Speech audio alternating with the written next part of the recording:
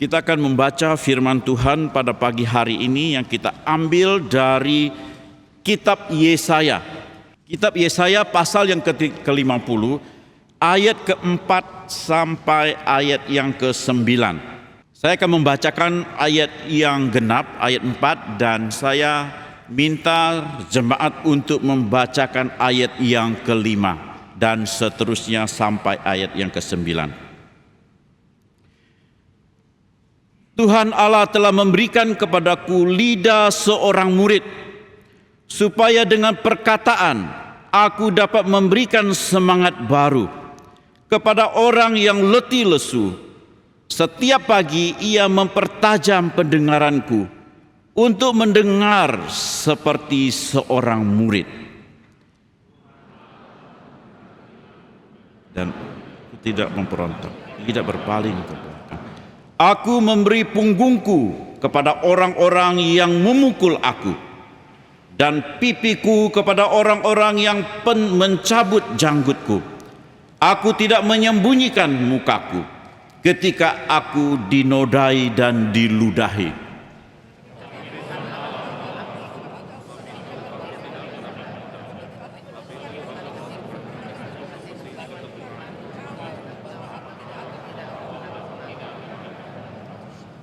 Dia yang menyatakan aku benar telah dekat. Siapakah yang berani membantah dengan aku? Marilah kita tampil bersama-sama. Siapakah lawanku berperkara? Biarlah ia mendekat kepadaku.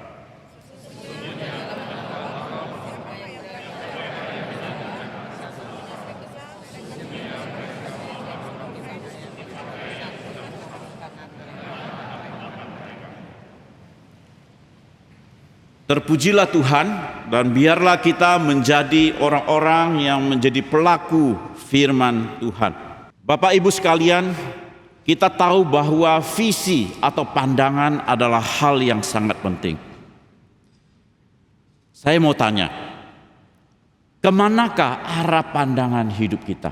Apa yang menjadi fokus hidup kita selama ini? Apakah fokus hidup kita hanya kepada apa yang ada di tengah-tengah dunia ini? Apakah kita hanya fokus pada karir kita? Atau kita hanya fokus pada bisnis kita? Atau kita hanya fokus pada jabatan kita? Atau kita hanya fokus pada kekayaan yang kita miliki? Selama kita hidup ini, kita berfokus hanya pada apa yang ada di dunia ini. Dan habis ini kita akan menyanyikan satu lagu. Lagu nomor 3, Pandanglah pada Yesus. Kiranya melalui lagu ini kita mengarahkan, merubah bahwa kita harus berfokus kepada Tuhan sebagai Allah yang menciptakan langit dan bumi, dan juga Allah yang telah menebus kita.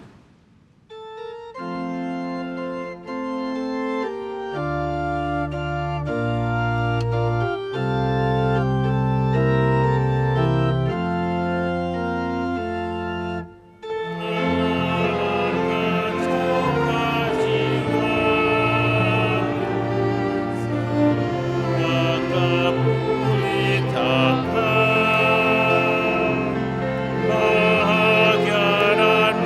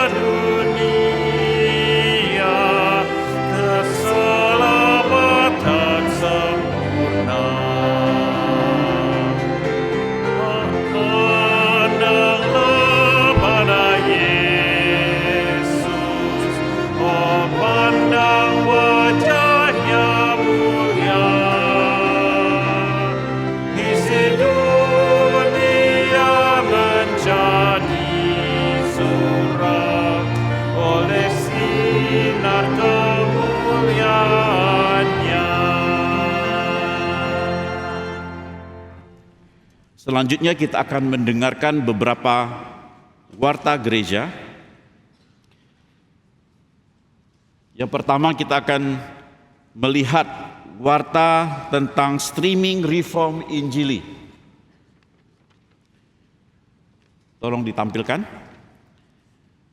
Ya, pada hari Senin sampai Kamis, yaitu tanggal 3 sampai tanggal 6 April, setiap jam 19, maka ada streaming yang akan dibawakan oleh Pak Stephen Tong tentang pengakuan iman rasuli episode ke-12 sampai yang ke-15.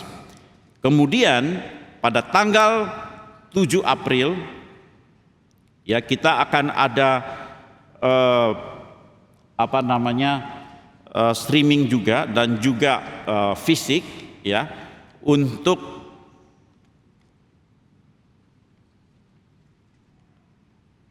PA ya, PA GRII Pusat yang berjudul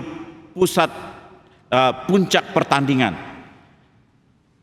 Yahweh versus Baal ya, yang akan dipimpin oleh Pak Yadi.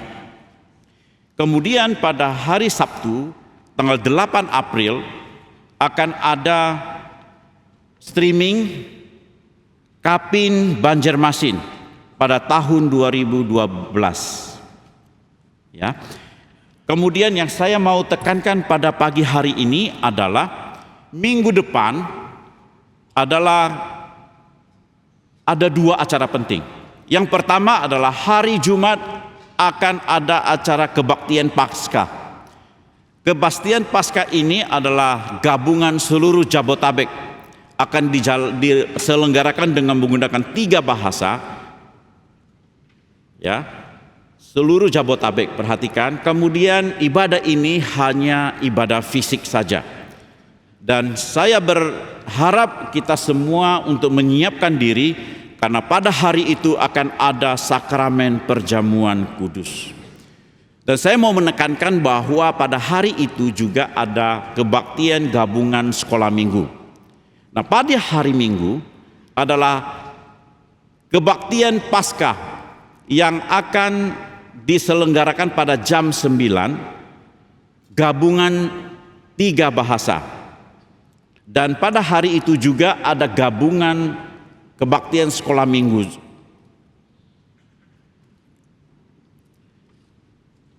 Dan pengumuman selanjutnya adalah tentang persekutuan usia emas. Persekutuan usia emas ini diselenggarakan setiap bulan, yaitu minggu pertama setiap bulan. Dan kita akan menyelenggarakan pada hari Kamis tanggal 6 April yang akan dipimpin oleh Pak Pendeta Rudi Gunawan. Nah, ini juga ada satu pengumuman yang penting sekali buat Bapak Ibu yang punya anak yang ingin dibaptiskan. Kita akan menyelenggarakan baptisan anak pada tanggal 14 Mei. Tolong dicatat tanggal 14 Mei. Dan cuman untuk bisa ikut dalam baptisan ini, Bapak Ibu diharuskan untuk melakukan pembinaan yang akan diberikan oleh hamba Tuhan pada tanggal 29 April. Bapak Ibu bisa mendaftarkan diri secepatnya karena paling lambat pendaftaran diterima tanggal 28 April. Ya. Di layar sudah ada informasinya. Kemudian mengenai pelatihan penginjilan pribadi.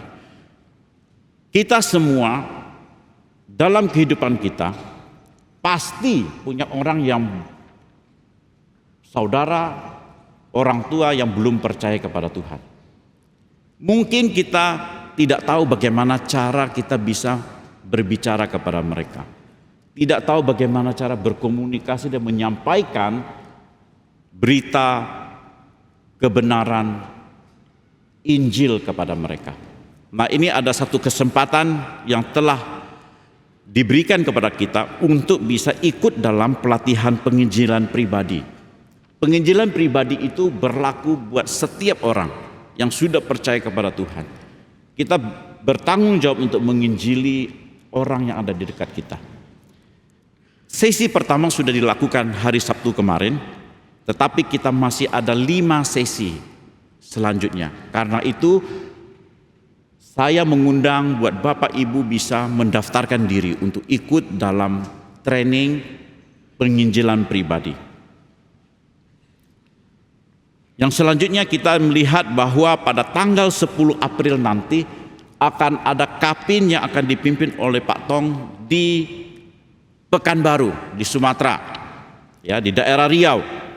Buat Bapak Ibu bisa mendoakan, bisa menyampaikan informasi ini kepada saudara teman yang ada di daerah tersebut. Silakan Bapak Ibu melihat ada pengumuman, bisa foto, bisa menyebarkan kepada orang-orang yang Anda kenal. Kemudian kita juga akan mengadakan konser, ya, Easter concert yang akan dilakukan pada tanggal 8 April yang akan dipimpin oleh Pak Stephen Tong. Anda bisa mencatat, bisa membeli tiket di loket, ya. Kemudian saya akan menekankan satu pengumuman yang penting, yaitu akan ada STRIJ online tentang teologia keseharian yang akan dipimpin oleh Bapak Jadi S5. Akan dilakukan setiap Sabtu jam 12.30 sampai jam 15.30. Nah, itu satu sesi sudah berjalan. Dan apabila Bapak Ibu masih mau mendaftar, Bapak Ibu masih diberi kesempatan terakhir untuk mendaftar untuk bisa ikut sesi kedua. Dan sesi pertama bisa dilihat melalui streaming. Tetapi setelah itu Bapak Ibu sekalian harus membayar untuk mengikutnya.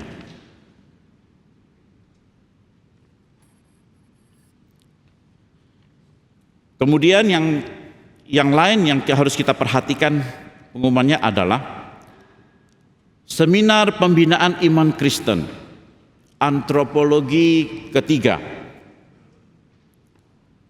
dengan tema racun dosa dalam kebudayaan dan masyarakat. Kita tahu bahwa saat ini banyak sekali hal yang terjadi di dunia. Norma yang kita anggap sebagai hal yang wajar, wanita dan pria itu mulai di-challenge oleh begitu banyak orang. Banyak hal yang menurut kita itu sesuatu yang wajar, sekarang ada begitu banyak orang mengatakan itu tidak wajar. Dunia semakin hari kita lihat semakin berputar, bahkan berputarnya itu sudah terbalik. Kenapa? Karena dosa. Karena itu pada tanggal 13 Mei ini ada merupakan satu kesempatan yang begitu baik buat kita untuk kembali merenungkan, kembali belajar tentang doktrin manusia. Karena itu saya mengundang kita semua mulai mendaftarkan diri untuk bisa datang bersama-sama, kita kembali disegarkan, dibekali dengan doktrin yang benar melalui firman yang akan disampaikan oleh hamba-hamba Tuhan pada tanggal 13 Mei. Konter di depan sudah dibuka, silakan mendaftarkan diri. Ajak sebanyak mungkin teman saudara untuk datang bersama-sama. Karena zaman ini adalah zaman yang sangat kritikal. Ya. Kemudian kita juga mau mengucapkan turut berbelasungkawa karena telah berpulang ke rumah Bapa di surga pada tanggal 29 Bapak M. Silitonga, yaitu Bapak Marudut Silitonga. Beliau adalah ayah dari penetua kita Johan Silitonga.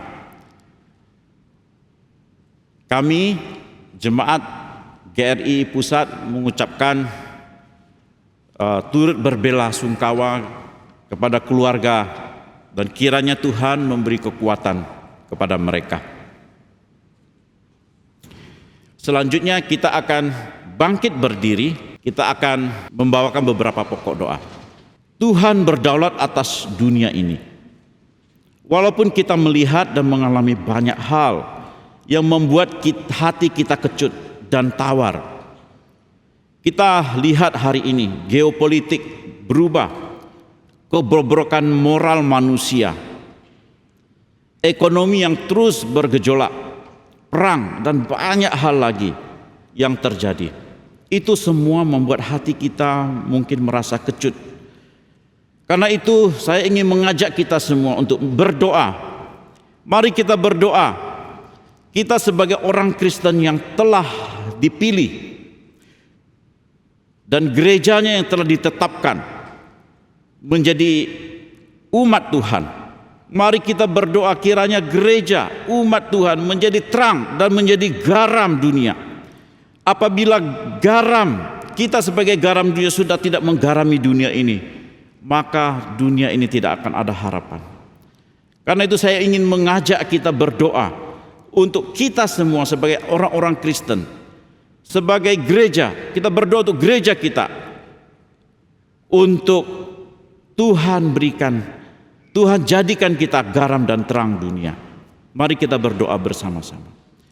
Tuhan Allah Bapa kami yang ada dalam surga, kami serahkan diri kami ke dalam tangan-Mu. Kiranya Tuhan menolong kami.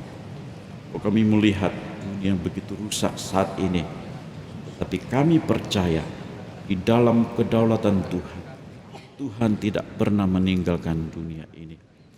Dan Tuhan telah memilih orang-orang yang Tuhan mau pakai.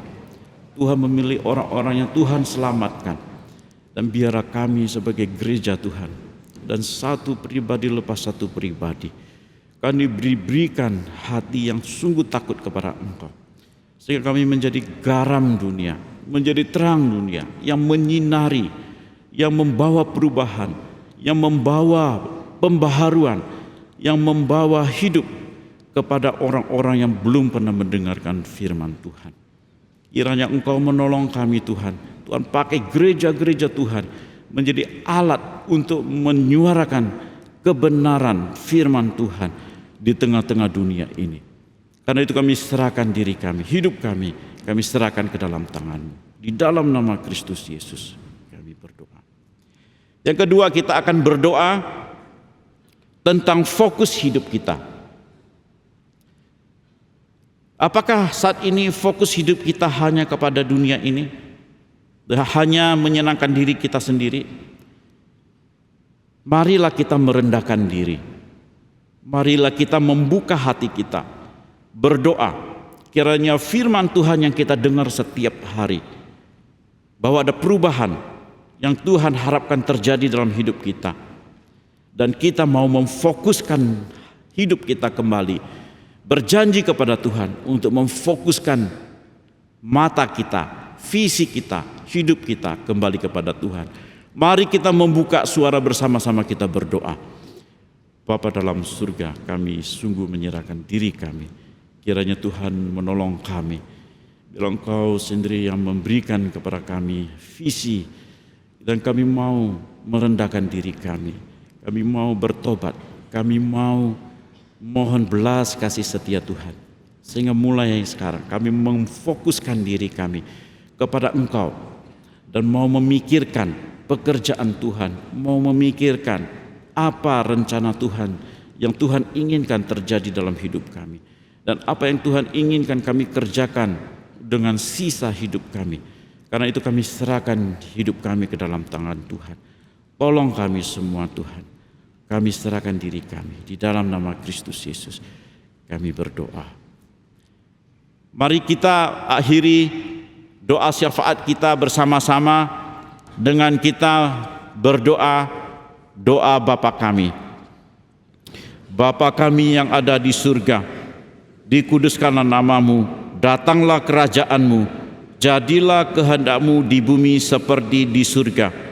Berikanlah kami pada hari ini makanan kami yang secukupnya, dan ampunilah kami akan kesalahan kami, seperti kami juga mengampuni orang yang bersalah kepada kami. Dan janganlah membawa kami ke dalam pencobaan, tetapi lepaskanlah kami daripada yang jahat. Karena Engkaulah yang mempunyai kerajaan dan kuasa dan kemuliaan sampai selama-lamanya. Amin.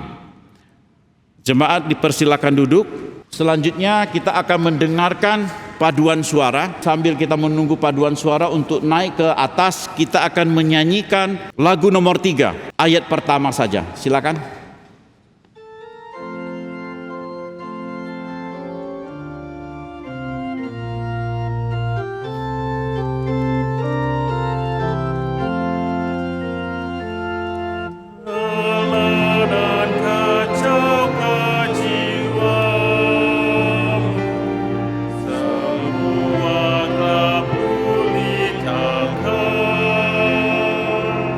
Bahagia dan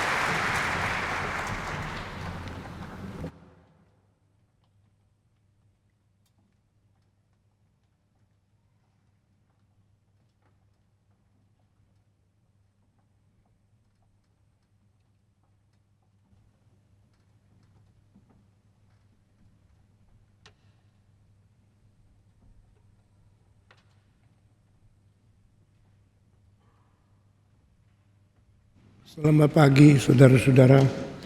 Mulai hari ini kita masuk ke dalam pekan kesengsaraan Kristus. 5 hari lagi kita akan merayakan hari Jumat Agung bersama orang Kristen di seluruh dunia. Pada Jumat pagi jam 9 kita mulai kebaktian di sini bergabung dengan semua anggota GRII seluruh Jabodetabek, dan kita akan mengingat kematian Kristus yang menanggung dosa seluruh umat manusia. Sesudah itu selesai, saya segera lari ke kapal terbang karena Lion Air maju 1 jam, sehingga saya harus cepat-cepat naik kapal terbang ke Singapura, dan kebaktian Singapura akan menjadi kebaktian terbesar selama 10 tahun terakhir ini dengan menyewa gedung besar yang bisa nampung 2.500 tempat di kota pusat Suntec City. Dengan penyewaan tempat itu satu hari lebih daripada 600 juta. Ini untuk mengisi kebutuhan sebesar mungkin di Singapura. Saudara-saudara, setelah itu saya kembali lagi Sabtu dan sorenya saya memimpin konser di sini, dan Minggu saya setelah khotbah Pasca di sini saya pergi lagi dengan kapal terbang ke Singapura memimpin Pasca di sana. Sesudah itu saya tidak kembali ke Jakarta, saya akan pergi ke tempat Riau, di Kepat, Pekanbaru dan kota lain-lain untuk memimpin Kapin. Kiranya saudara-saudara berdoa menunjang kesehatan hamba Tuhan yang sudah umur 83 ini. Tuhan memberkati kita. Hari ini yang berkhotbah adalah pendeta kita yang kita sama-sama mengasihi, Pendeta Ivan Kristiono. Sebelum beliau naik ke atas berkhotbah, saya akan menunjukkan beberapa kota yang kita baru lewatin.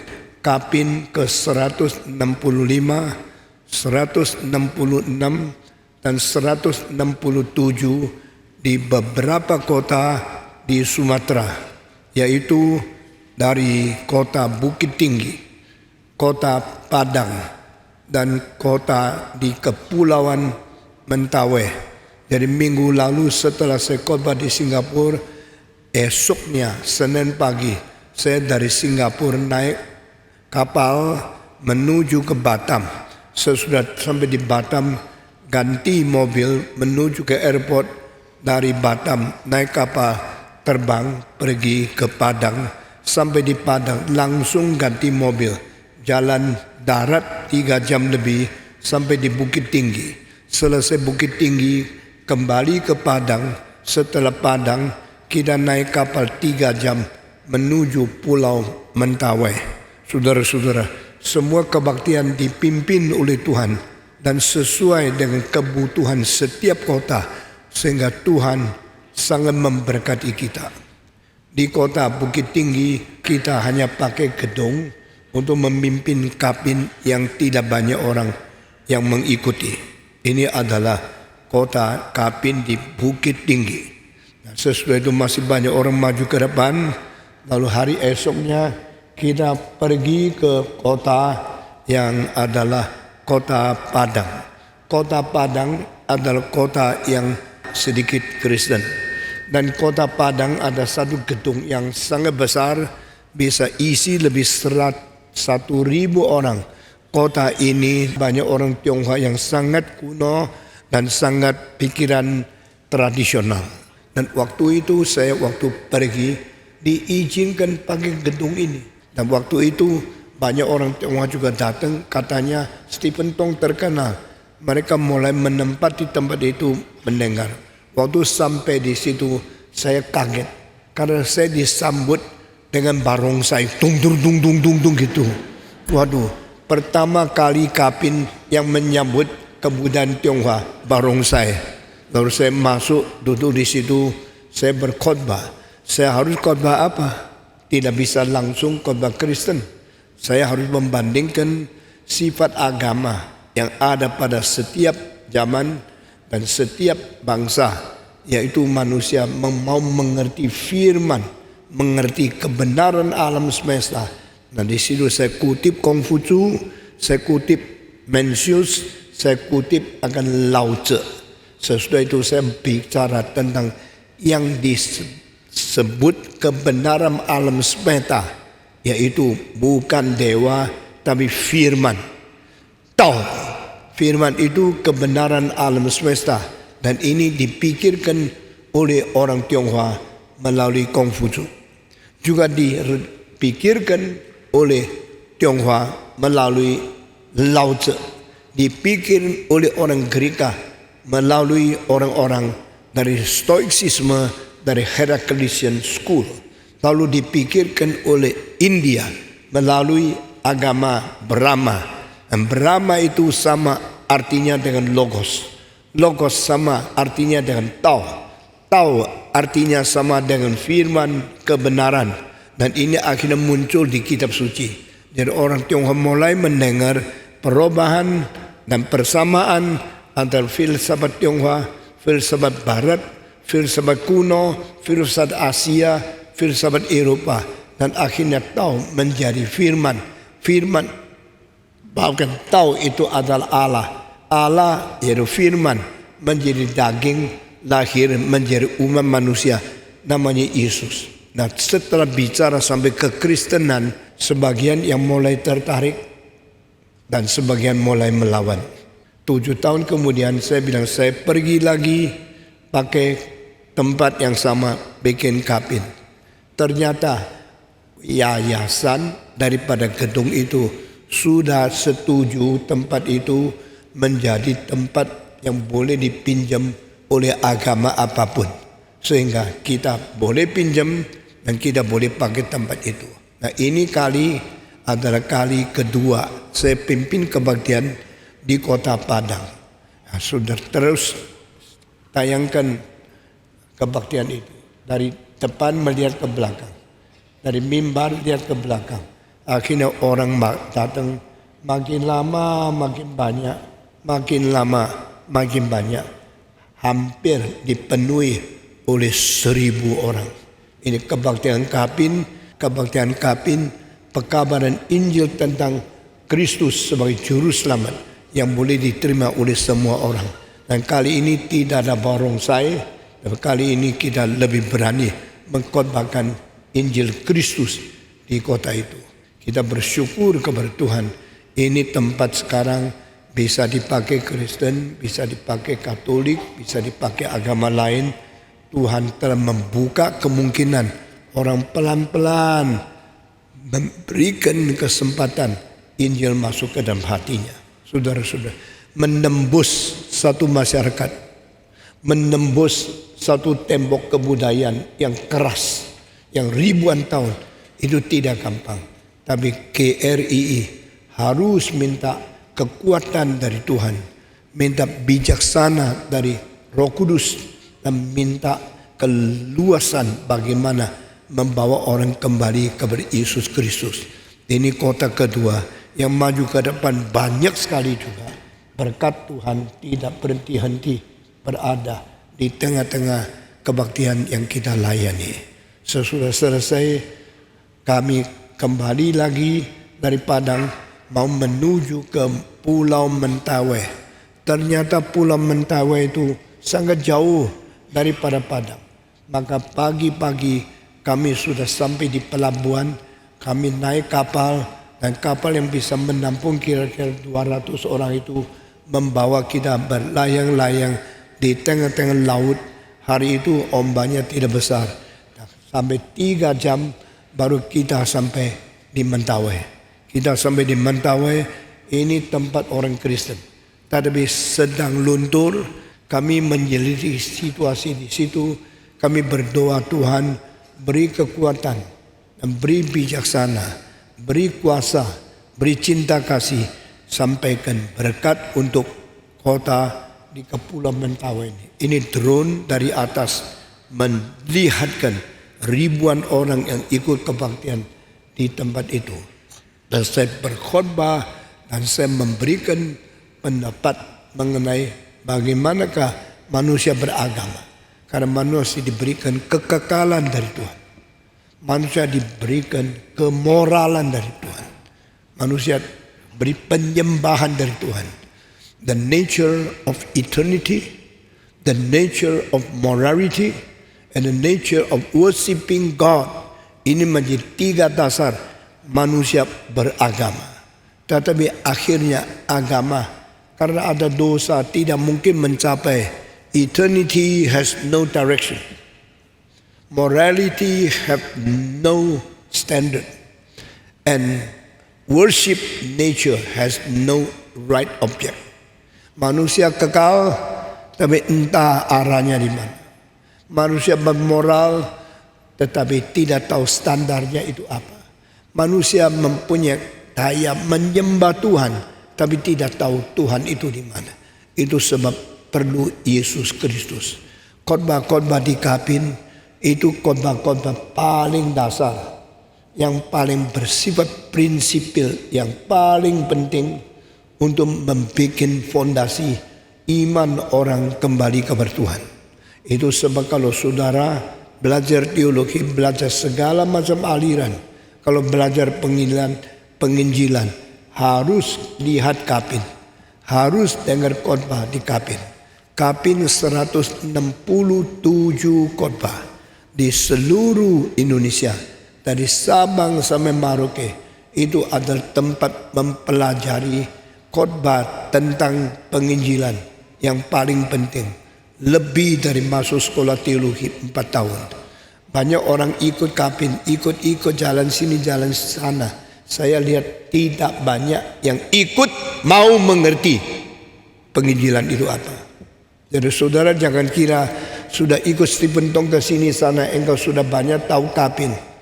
Saya mengerti, banyak orang tidak mengerti intinya. Cuma tahu kasihan Pak Tong kalau di situ tidak ada makanan, bagaimana carikan restoran yang paling baik. Suruh dia makan cukup supaya tidak sakit, supaya khotbah bisa kekuatan. Tapi itu soal kecil. Yesus dunia saban hari juga makan seperti kita. Tapi makan apa tidak pernah dicatat di Alkitab. Itu tidak penting. Apa yang dikhotbahkan Yesus selama dia inkarnasi, itu setiap khotbah dicatat. Karena itu penting. Yang ikut Kapin jangan ikut berwisata, jangan ikut cuma main-main, jangan ikut merasakan pulau Indonesia yang begitu variatif, makanan yang begitu banyak macam. Itu semua tidak penting. Yang paling penting firman disampaikan di kota itu. Kenapa temanya itu? Dan khotbah apa, muncul kalimat apa, cocok untuk kota itu. Ini dipikir secara tuntas dan dipikir secara serius oleh hambanya. Saudara-saudara, karena saya kadang-kadang rasa sampai di satu tempat, mungkin 20 tahun lagi tidak pernah mungkin datang lagi kedua kalinya. Misalnya Malinau, dari 15 tahun yang lalu pergi 1 kali, sampai sekarang belum pergi lagi. Misalnya Timika, saya pergi di situ mereka lagi perang. Dan saya tidak berkhotbah. Khotbah disampaikan oleh Kokhan. Dan saya mau pergi mendamaikan 2 suku yang perang. Akhirnya karena mereka bilang terlalu bahaya. Kalau kena panah Stephen Tong akan mati. Maka bupati pun sendiri suruh orang mengawali saya. Dan saya tidak khotbah di situ. Tetapi di situ saya mentumpang tangan kepada bupati. Supaya dia menjadi orang Kristen yang bersaksi bagi Tuhan. Ini semua kota yang mungkin pergi 1 kali, tidak pernah ada kemungkinan pergi lagi.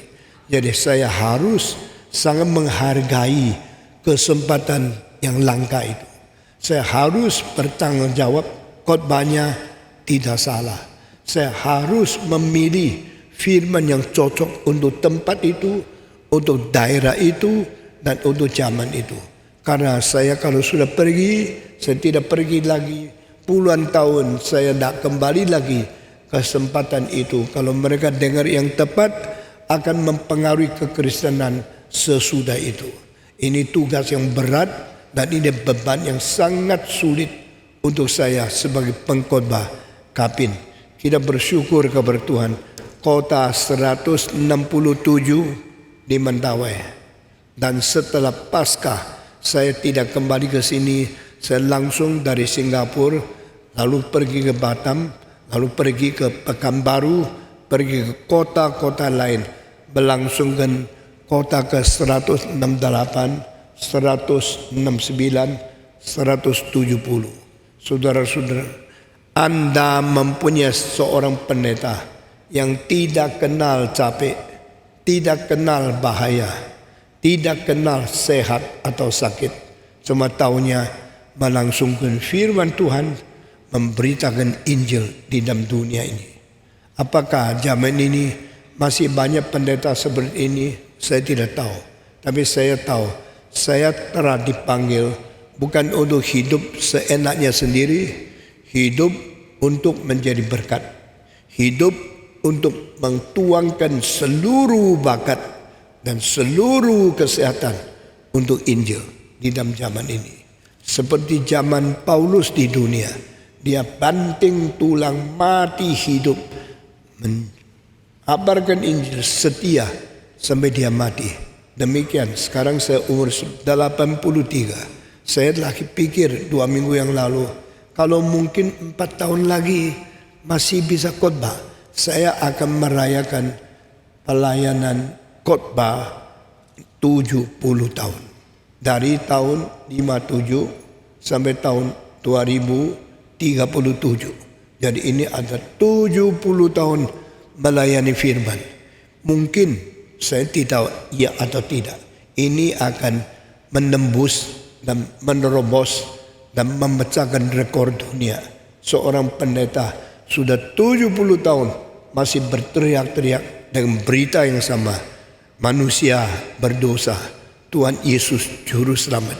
Dia mati di atas kayu salib, membersihkan dosa kita, menebus jiwa kita, kembali berdamai kepada Tuhan. Kiranya Tuhan memberkati kita masing-masing. Hari ini saya bicara sampai di sini. Sekarang saya akan serahkan mimbar kepada pendeta Kristiono. Mari kita berdoa. Kita tunduk kepala berdoa, dan saya minta Bapak Wiyogo naik ke atas, pimpin kita di dalam doa, mempersiapkan hati mendengarkan firman Tuhan. Tuhan, kami bersyukur dan berterima kasih untuk anugerah Tuhan dan cinta kasih Tuhan. Bersyukur dan berterima kasih untuk kesempatan untuk bisa kembali mendengar kebenaran firman Tuhan yang akan disampaikan oleh hamba-Mu, Pendeta Ivan Kristiono. Bukalah hati dan pikiran kami untuk menerima firman Tuhan. Terima kasih Tuhan. Dalam nama Tuhan Yesus kami berdoa dan mengucap syukur. Amin. Amin. Sekarang saya serahkan Pendeta Ivan Kristiono. Mari kita tepuk tangan menyambut dia.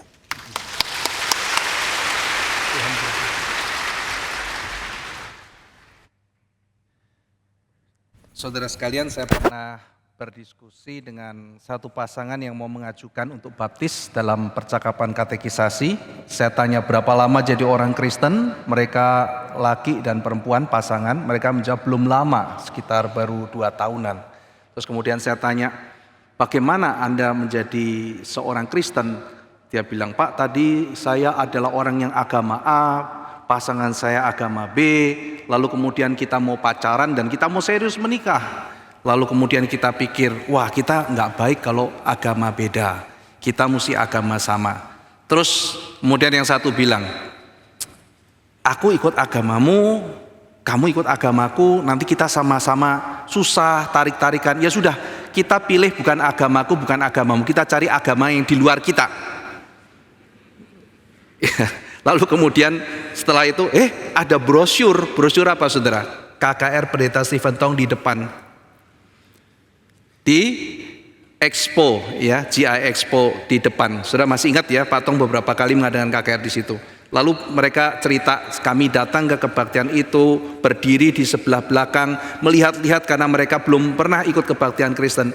Dan mereka pada waktu mendengar terus firman Tuhan disampaikan, mereka mengatakan inilah kebenaran. Disentuh hatinya oleh firman Tuhan, mereka bertobat menjadi pengikut Tuhan Yesus. Saudara-saudara sekalian, berbahagialah orang yang dipakai Tuhan mempersiapkan kebaktian-kebaktian seperti itu. Saya masih ingat dipercaya oleh Tuhan untuk menjadi humas KKR Pendeta Stephen Tong tahun 2000 sampai 2005. Waktu itu Pak Tong mengatakan saya akan mengadakan KKR 5 tahun berturut-turut. Di situ ada banyak orang bergabung, ada Pak Timothy Sidik, Pak Tumbur Tobing juga pernah menjadi ketua, nanti akhirnya menjadi regional dan sebagainya. Dan saudara, saya mendengar kesaksian Pendeta Jimmy pada waktu dia bergumul dan akhirnya bertobat menjadi orang Kristen sungguh-sungguh dan kemudian menjadi pendeta. Saya tanya kapan peristiwanya? Itu adalah kebaktian KKR Patong antara 2000 sampai 2005. Saudara bisa bayangkan Injil melanda seluruh Indonesia, 168 kota. Berapa banyak kejadian seperti itu terjadi. Kita tidak melihat, apa sih KKR lagi, Kapin lagi. Kita mengatakan demikian. Saudara, kita tidak boleh egois. Ada orang-orang yang sungguh membutuhkan Injil. Dan setiap kali Kapin ada kisahnya, ada ceritanya, dan ada jiwa-jiwa yang dimenangkan oleh Tuhan. Mari kita sebagai jemaat mendukung, kita doakan pelayanan Pendeta Stephen Tong Senin nanti kebangunan rohani terjadi. Dan jikalau saudara ada kesempatan, boleh ikut pergi ke sana melihat bagaimana gembala sidang kita berjuang, tidak malu, dan mempunyai kepastian yang kokoh akan Injil, berita keselamatan. Sekarang saya akan mengajak kita bersama-sama merenungkan firman Tuhan dari 1 Korintus pasal pertama. Saya akan membacakan bagi saudara ayat 10 sampai ayat 25. 1 Korintus pertama ayat 10 sampai 25. Tetapi aku menasihatkan kamu saudara-saudara demi nama Tuhan kita Yesus Kristus, supaya kamu seia sekata dan jangan ada perpecahan di antara kamu. Tetapi sebaliknya supaya kamu erat bersatu dan sehati sepikir. Sebab saudara-saudaraku, aku telah diberitahukan oleh orang-orang dari keluarga Klo tentang kamu, bahwa ada perselisihan di antara kamu. Yang aku maksudkan ialah bahwa kamu masing-masing berkata, aku dari golongan Paulus, aku dari golongan Apolos, atau aku dari golongan Kefas, atau aku dari golongan Kristus. Adakah Kristus terbagi-bagi? Adakah Paulus disalibkan karena kamu? Atau adakah kamu dibaptis dalam nama Paulus? Aku mengucap syukur bahwa tidak ada seorang pun juga di antara kamu yang aku baptis selain Krispus dan Gaius. Sehingga tidak ada orang yang dapat mengatakan bahwa kamu dibaptis dalam namaku. Juga keluarga Stefanus aku yang membaptisnya. Kecuali mereka aku tidak tahu, entahkah ada orang lain yang aku baptis. Sebab Kristus mengutus aku bukan untuk membaptis, tetapi untuk memberitakan Injil. Dan itu pun bukan dengan hikmat perkataan, supaya salib Kristus jangan menjadi sia-sia. Sebab pemberitaan tentang salib memang adalah kebodohan bagi mereka yang akan binasa. Tetapi bagi kita yang diselamatkan, pemberitaan itu adalah kekuatan Allah. Karena ada tertulis, aku akan membinasakan hikmat orang-orang berhikmat, dan kearifan orang-orang bijak akan kulenyapkan. Di manakah orang yang berhikmat? Di manakah ahli Taurat? Di manakah pembantah dari dunia ini? Bukankah Allah telah membuat hikmat dunia ini menjadi kebodohan? Oleh karena dunia dalam hikmat Allah tidak mengenal Allah oleh hikmatnya, maka Allah berkenan menyelamatkan mereka yang percaya oleh kebodohan pemberitaan Injil.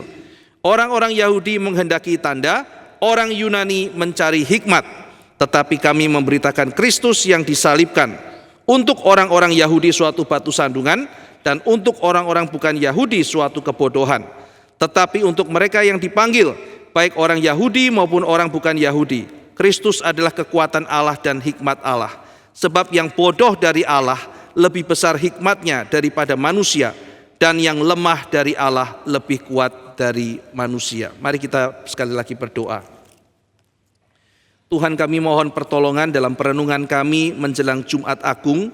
Kami diingatkan akan salib Kristus, akan Injil berita keselamatan, sehingga kami makin mengerti, makin mencintai, makin menghargai anugerah keselamatan yang Kau berikan kepada kami, sehingga kami boleh hidup lebih bertanggung jawab sebagai anak-Mu yang Kau kasihi di dalam dunia.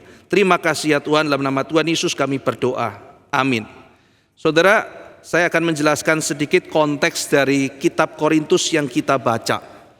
Kitab Korintus ditulis karena pada waktu itu Paulus bersyukur akan berkat yang diberikan oleh Tuhan kepada jemaat di Korintus. Dikatakan bahwa jemaat di Korintus itu adalah jemaat yang kaya akan pengetahuan, kaya akan firman. Lalu dikatakan jemaat ini adalah kaya akan berbagai sumber dan karunia. Saudara, dalam satu gereja kadang-kadang sulit cari pianis. Tetapi mungkin kalau konteksnya zaman sekarang, mungkin gereja Korintus itu kebanyakan pianis, saudara.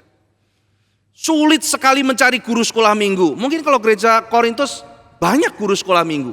Jadi mereka itu punya firman yang kuat, mereka mempunyai pengetahuan yang baik, dan mereka mempunyai karunia, sehingga Paulus bersyukur kepada Tuhan. Tetapi gereja Korintus sebagaimana seluruh gereja yang lain yang ada dalam dunia berdosa dan berproses di dalam pengudusan, maka masih ada juga jemaat-jemaat yang berkubang di dalam dosa. Maka selain bersyukur kepada Tuhan, maka surat Korintus ini juga menggembalakan jemaat-jemaat yang masih hidup di dalam dosa. Dan di dalam menghadapi setiap kesulitan, Paulus bukan hanya mengatakan kamu harus begini, kamu harus begitu. Tetapi Paulus membongkar problematika apa sebetulnya yang terjadi. Dan memberikan nasihat firman Tuhan. Sehingga manusia lepas daripada jerat dosa dan kembali kepada Kristus. Saudara-saudara sekalian, misalnya di dalam Korintus ada jemaat yang jatuh dalam perzinahan. Di dalam Korintus ada jemaat yang akhirnya berselisih paham satu dengan yang lain, lalu sama-sama saudara seiman main tuntut-tuntutan, kemudian ke pengadilan dan sebagainya. Mereka satu gereja, mereka sama-sama melayani.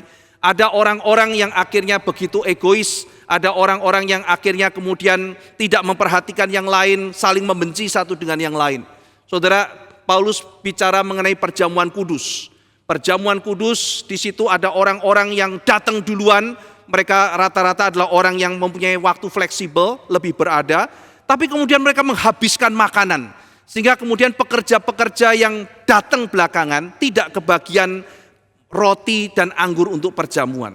Dan bahkan ada beberapa orang yang keterlaluan. Mereka makan roti, mereka minum anggur, bahkan mereka mabuk dalam perjamuan kudus.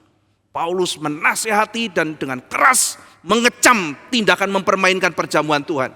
Saudara sekalian, kita mempersiapkan diri, Jumat akan datang masuk perjamuan kudus. Perjamuan kudus bukan snack. Sehingga kita tidak boleh makan dengan sembarangan. Kenapa harus ikut katekisasi dulu? Karena dalam kalimat firman Tuhan dikatakan kita harus examine. Kita harus meneliti hidup kita. Jangan sampai kamu makan perjamuan tanpa mengakui tubuh Tuhan. Jangan sampai kita tidak mengakui tubuh Tuhan. Saudara sekalian, mengakui tubuh Tuhan berarti mengakui Kristus yang datang ke dunia, mati menyelamatkan saya. Kemudian melalui pekerjaan Roh Kudus saya dipersatukan di dalam tubuh Tuhan itu. Union with Christ. Saya mengakui itu, saya mengakui ketuhanan Kristus. Saya mengakui apa yang terjadi, saya mengerti apa yang saya lakukan. Maka ikut dalam perjamuan kudus, tidak sembarangan. Tetapi mengakui tubuh Tuhan juga berarti mengakui bahwa tubuh Tuhan bukan hanya saya dan Kristus. Tubuh Tuhan itu adalah saya, Kristus, dan orang-orang lain yang diselamatkan bersama dengan saya. Apa artinya saudara? Saya berarti mengakui bahwa ada orang lain, orang percaya yang adalah tubuh Tuhan. Maka kalau kita datang ke meja Tuhan minggu depan, kita makan, dalam hati kita benci sekali sama orang di depan kita, artinya saudara makan dan saudara tidak mengakui tubuh Tuhan. Dan Paulus mengatakan tidak heran di antara kamu banyak yang sakit bahkan mati karena kita main-main di dalam perjamuan Tuhan. Kenapa dalam setiap hari Minggu dikatakan saudara sekalian minggu depan ada perjamuan kudus, mari kita mempersiapkan hati kita. Kita datang ke hadapan Tuhan, Tuhan saya lemah, saya bagaimana mengampuni. Tuhan saya lemah, saya bagaimana saya melihat, saya di depan saya ini adalah orang. Sambil saudara sambil bermusuhan, sambil makan tubuh Tuhan. Saudara, ada begitu banyak pelajaran yang Paulus berikan. Ketika berhadapan dengan dosa, bukan kemudian hanya sekedar, kamu masalah, kamu neraka. Bukan begitu saudara. Tetapi Paulus memberikan pengajaran firman Tuhan. Ini salahmu di sini, kamu harus begini. Sehingga ketika kita membaca kitab Korintus, kita melihat ada dosa. Tapi sekaligus kita melihat ada prinsip yang kita bisa pelajari untuk bertumbuh dalam kekudusan. Nah saudara, dalam sekian banyak problem yang dibahas di dalam Korintus, satu yang penting yang dibahas di depan, yang nanti menjadi konteks Paulus mengatakan Injil salib Kristus Yesus. Salib itu adalah hikmat dan kekuatan Allah. Kenapa kalimat itu muncul? Konteksnya adalah membahas mengenai dosa yang namanya perpecahan. Jadi perpecahan ditaruh di nomor 1. Pasal pertama setelah mengucap syukur yang Paulus bahas adalah perpecahan. Ini nomor 1. Beberapa kali saudara, Paulus membahas mengenai perpecahan. Kasusnya beda-beda. Misalnya di kitab Efesus, dia memberikan prinsip kesatuan gereja. Di kitab Filipi, dia membahas perpecahan dan bagaimana harus belajar dari Kristus. Di dalam pasal 4 kitab Filipi, dia mencatat ada 2 orang wanita penting di dalam gereja Filipi. 2 wanita ini tadinya sehati. 2 wanita ini rajin pelayanan. 2 wanita ini rajin memberitakan Injil dan satu tim dengan Paulus. Tetapi Paulus mengatakan dengan berjalannya waktu, mereka mulai selisih paham. Mereka mulai kemudian berbeda pendapat. Dan saudara, Paulus sebut 2 nama itu dan sebut dalam suratnya, aku sudah panggil dan nasehatin mereka berdua. Jadi di depan umum, Paulus mengatakan, aku sudah panggil, aku sudah nasehati. Mereka harus sehati dalam Kristus. Mereka harus berhenti di dalam perselisihan itu. Kenapa begitu saudara? 2 orang perempuan berselisih saja Paulus harus mengatakan pada seluruh jemaat, saya sudah panggil, saya sudah nasihati, mereka harus bersatu dalam Kristus. Karena mereka adalah orang penting dalam jemaat, maka perpecahan di antara mereka berakibat jemaat juga bisa terpecah menjadi 2. Kelompok pro A dan pro B. Nah ini adalah perpecahan yang ada di Filipi. Maka saudara tidak heran dalam pasal 2 Paulus memberikan antidot. Bagaimana gereja Filipi harus menghadapi masalah ini? Jawabannya adalah kerendahan hati Kristus. Maka pasal 2 Paulus mengatakan kita harus belajar dari Kristus. Dia tidak menganggap kesetaraannya dengan Allah sebagai hak milik yang harus dipertahankan. Melainkan ia telah mengosongkan dirinya dan menjadi sama dengan manusia. Dan dalam keadaannya sebagai manusia ia taat, bahkan taat sampai mati di atas kayu salib. Itulah sebabnya Allah meninggikan dia dan memberikan dia nama di atas segala nama. Supaya di dalam nama Yesus bertekuk lutut segala yang di langit, yang di bumi, yang di bawah bumi. Dan semua lidah mengaku bahwa Yesus Kristus adalah Tuhan bagi kemuliaan Allah Bapa. Saudara, kalimat yang tercantum di dalam Filipi pasal 2 mengatakan bahwa Kristus dimuliakan karena ia merendahkan diri. Maka ia menasihatkan kepada jemaat di Filipi, ayolah buang pride-mu. Pride menuju kepada perselisihan dan perpecahan. Lalu kemudian humility membawa kepada unity. Dan saudara-saudara sekalian, kalau kita bicara mengenai penginjilan, kita juga harus punya gaya hidup seorang penginjil. Gaya hidup seorang penginjil, Yesus mengatakan, kamu akan dikenal orang sebagai apa? Kalau kamu mau dikenal orang sebagai muridku, 1, hiduplah saling mengasihi. Kalau engkau hidup di dalam kasih, dunia akan tahu bahwa engkau adalah muridku. Itu saudara ajaran Tuhan, itu cara Tuhan, itu firman Tuhan, itu kehendak Tuhan. Maka unity demikian penting. Unity harus diusahakan. Nah sekarang dalam 1 Korintus, apa yang menjadi masalah perpecahan di situ? Permasalahannya berbeda dengan di Filipi, permasalahannya berbeda dengan di Efesus. Maka kita bisa belajar sehingga nanti kita melihat bagaimana Paulus kembali kepada salib Kristus dan mengingat esensi daripada salib Kristus dan Injil Yesus Kristus untuk kita hidupi. Saudara, dikatakan di sini di kitab Korintus ini mereka terbagi menjadi partai-partai. Dikatakan di situ mereka mengikuti celebrity preacher mereka masing-masing, saudara. Mereka punya pembicara-pembicara favorit. Orang yang memiliki preferensi karena mendapatkan berkat dari pembicara tertentu tentu saja tidak salah. Tetapi mengatakan bahwa Tuhan hanya bekerja lewat orang itu melimitasi kuasa Tuhan.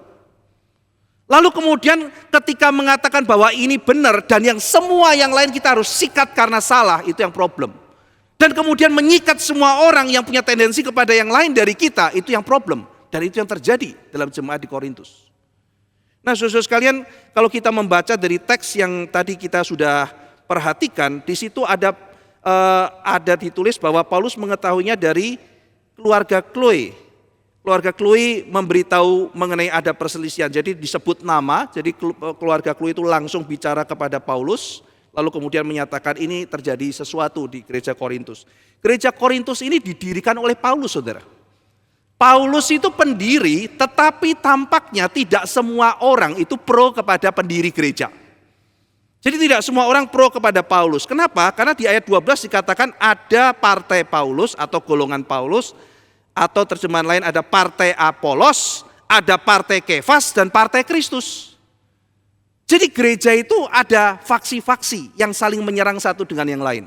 Tetapi saudara, di dalam gereja Korintus ini, meskipun terjadi perpecahan itu, tampaknya ini bukan lempar-lemparan kursi atau bannya dikempesin kalau di gereja gitu kan ya. Nah seperti itu sih saudara, ya makan bareng, ya pelayanan bareng, tapi mereka di belakang senyumnya seolah-olah mau menusuk satu dengan yang lain. Ketemu, nyapa, tapi partai-partai. Ketemu, ngobrol, tapi saling gak senang. Ini yang terjadi, maka Paulus mengingatkan, ini problem loh. Ada sesuatu yang terjadi. Nah, sekarang kita melihat saudara perpecahannya. Di sini ada yang namanya golongan Paulus. Nah, saudara, kira-kira ya yang ikut Paulus itu yang seperti apa? Oh ya, yang pertama mungkin orang-orang lama kan. Paulus kan perintis 1,5 tahun kira-kira dia mendirikan gereja di Korintus. Jadi orang-orang lama, loh kita ini dari dulu loh, itu gembala kita loh. Kita bertobat diinjili sama dia loh. Itu Bapak Gembala, ya kita harus pro. Orang-orang lama mungkin akan ikut Paulus. Nah saudara sekalian mungkin juga adalah tipe orang yang militan memberitakan Injil. Pro Paulus, kenapa? Karena Paulus ini memberitakan Injil. Dia itu seorang pemberita Injil yang sungguh-sungguh. Ada orang yang mengatakan, loh Paulus itu mengajarkan teologi loh. Dia mengajarkan teologi yang ketat. Dia itu seorang pemikir. Dia adalah gembala kita. Atau mungkin sekelompok anak muda yang bilang, ya Om Paulus dong gembala kita. Loh kenapa begitu? Kenapa lu pro sama Om Paulus? Om Paulus itu kalau kita jadi Kristen enggak tentu harus jadi orang Yahudi. Saya enggak perlu sunat, enggak perlu ikut sabat, enggak perlu apa. Kita nih anak-anak muda ini merasa nyaman sama Om Paulus. Nah jadi ada sekelompok orang yang tampaknya ikut Paulus. Tetapi meskipun ikut Paulus, tampaknya mereka bukan mengikuti secara rohani.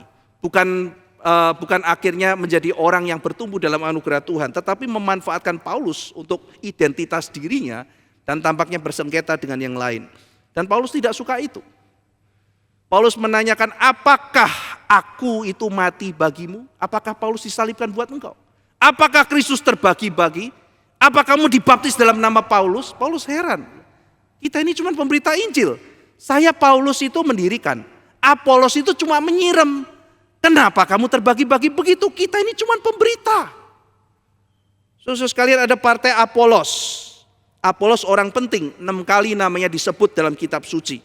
Apolos adalah seorang yang dicatat pernah keliru pandangannya soal baptisan. Lalu ditemui oleh 2 orang yaitu Priscilla dan Aquila. Priscilla dan Aquila kemudian membimbing Apolos sehingga mempunyai pengertian yang benar. Dia seorang Yahudi tapi berasal dari Alexandria. Dan karena berasal dari kota Alexandria, maka dia terdidik di dalam hikmat Yunani. Sehingga Apolos ini adalah seorang yang cerdas dan seorang yang sangat fasih. Bagi orang-orang dalam pendidikan Yunani waktu itu, cara dia berkhotbah itu sangat masuk.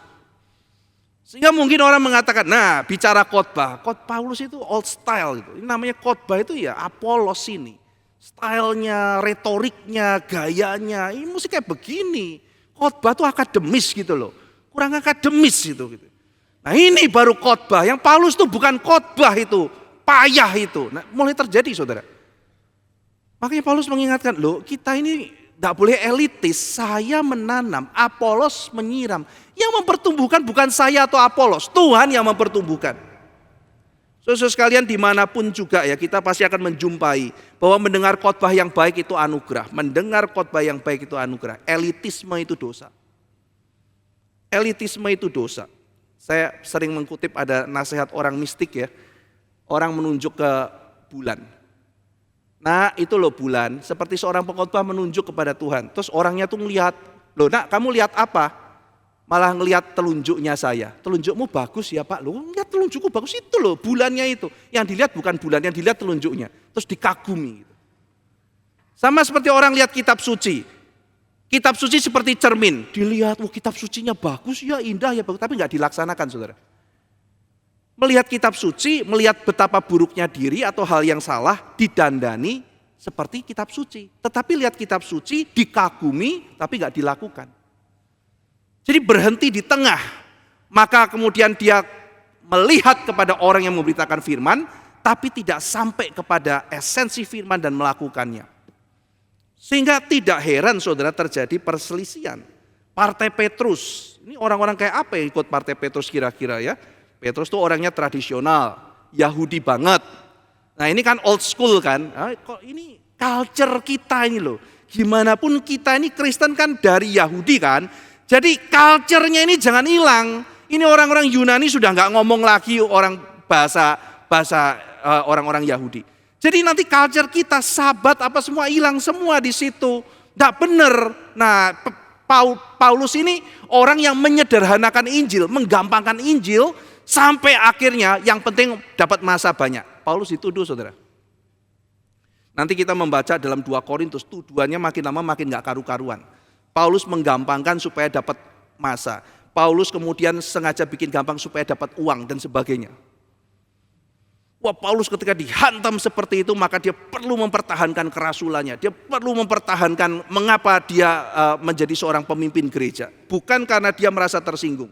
Karena kalau orang meragukan kerasulan Paulus, berarti meragukan Injil Kristus yang dititipkan kepada dia. Maka dia harus fight.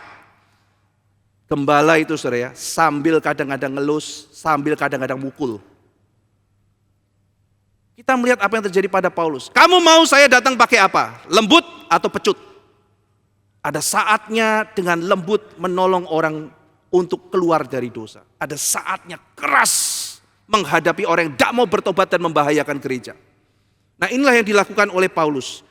Petrus mungkin lebih old style. Sehingga orang-orang yang mungkin lebih tradisional, lebih konservatif suka kepada dia. Apalagi dia adalah murid Kristus yang mengikuti Kristus dalam 3,5 tahun pelayanannya. Paulus kan belakangan. Dia boleh pendiri gereja. Rasul itu Petrus dong. Maka golongan Petrus, partai Petrus. Lalu ada sekelompok orang saudara yang sudahlah, jangan partai A, jangan partai B. Yang benar tuh partai Yesus. Tapi ini juga nggak lebih baik saudara. Maksudnya partai Yesus, lu orang semuanya salah, disikatin lagi semuanya saudara.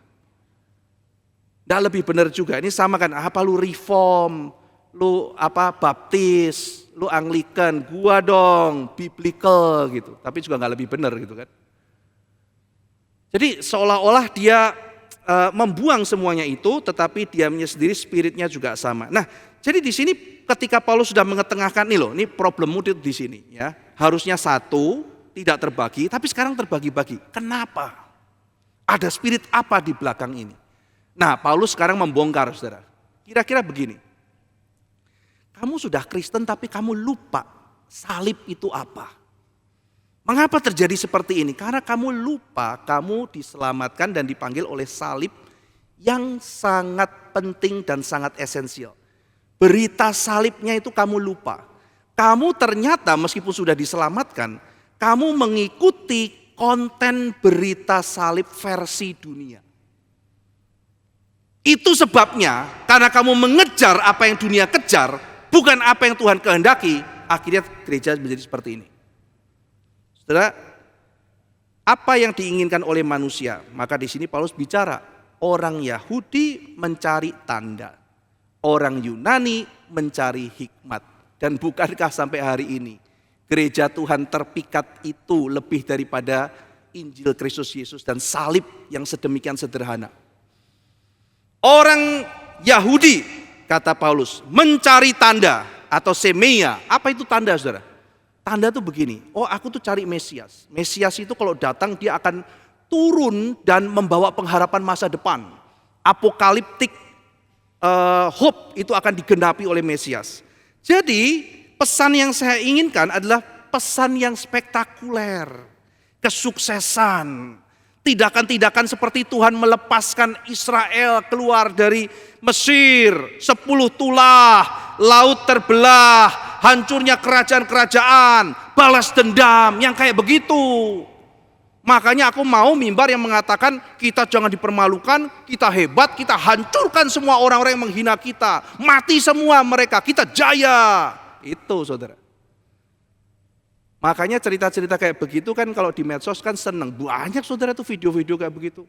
Ceritanya orang diejek-ejek, ternyata bos besar. Terus akhirnya orang yang mengejek dipermalukan, dihabisi. Kan cerita begitu kan saudara. Itu cerita yang diinginkan oleh dunia. Balas dendam menunjukkan saya siapa. Nah kalau gereja akhirnya datang kepada salib dan berita Kristus itu yang dicari yang seperti itu, ya udah pasti berantem. Orang Yunani itu mencari tanda.